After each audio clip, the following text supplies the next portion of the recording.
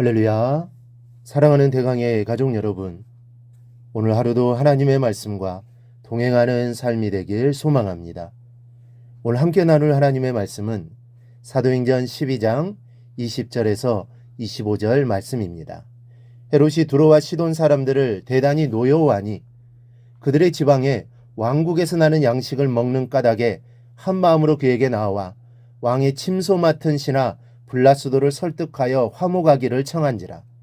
헤롯이 나를 택하여 왕복을 입고 단상에 앉아 백성에게 연설하니 백성들이 크게 부르되 이것은 신의 소리요 사람의 소리가 아니라 하거늘 헤롯이 영광을 하나님께로 돌리지 아니하므로 주의 사자가 고치니 벌레에게 먹혀 죽으니라.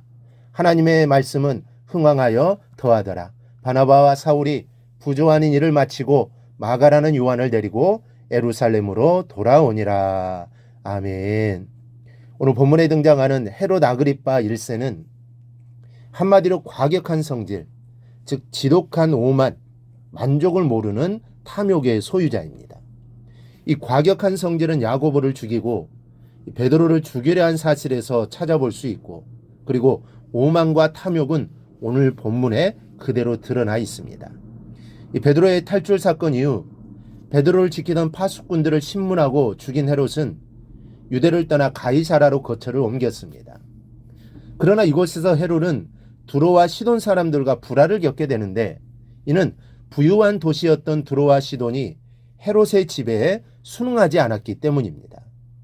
이러한 이유로 헤롯은 두로와 시돈에 타격을 가하기 위해서 자신의 왕국에서 식량을 수입해 가던 이 두 도시에 대해 식량 수출을 금지시켰습니다. 그리고 이 작전이 성공해서 척박한 땅의 인구가 밀집해 있던 두로와 시돈은 식량 문제로 매우 곤란을 겪게 됩니다.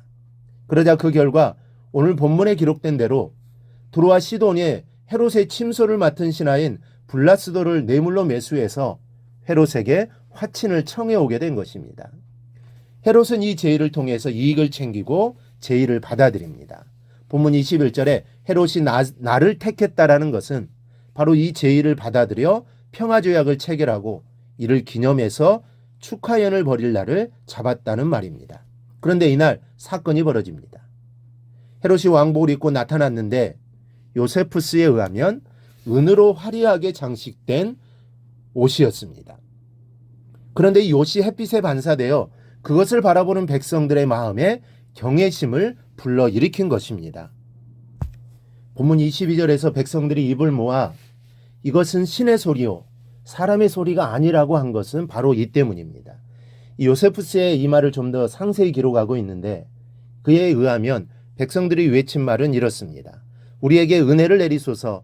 지금까지 우리가 당신을 사람으로 존경했지만 앞으로는 사람을 초월한 이가 여기에 있나이다.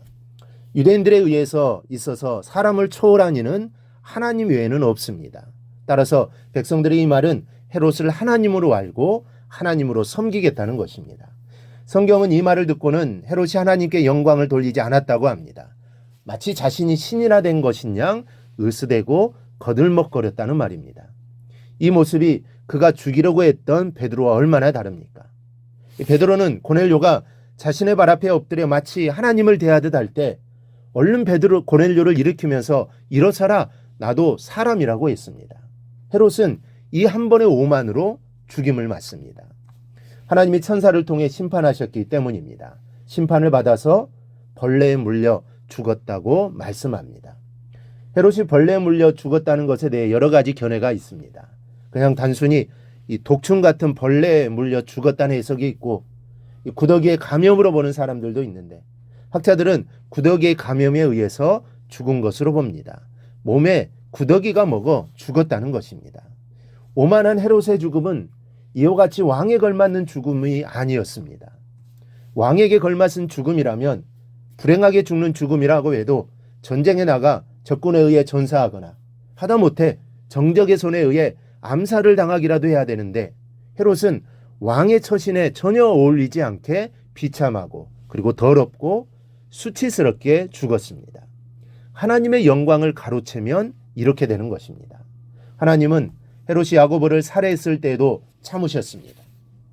그 목적이 자신의 정치적인 야망을 위한 사악한 목적이었는데도 불구하고, 탐욕 때문에 빚어진 일이었는데도 불구하고 참으셨습니다.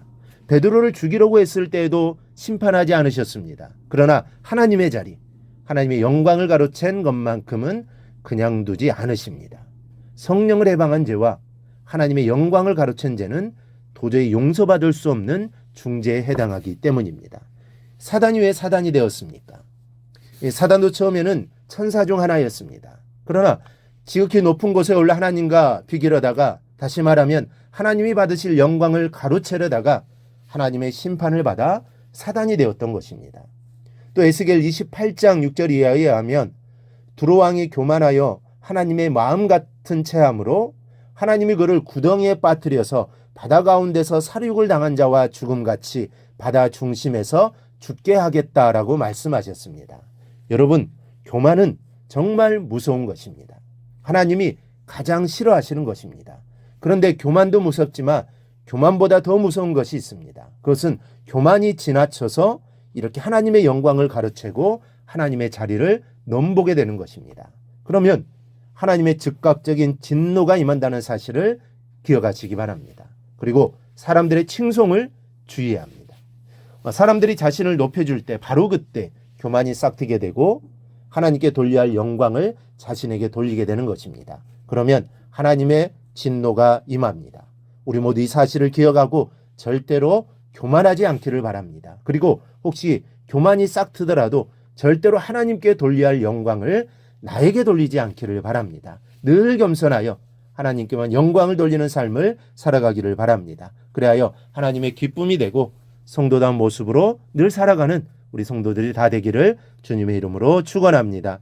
오늘 묵상한 말씀을 굳게 잡고 삶으로 실천하며 살아내는 대강의 모든 성도들이 되기를 축복합니다.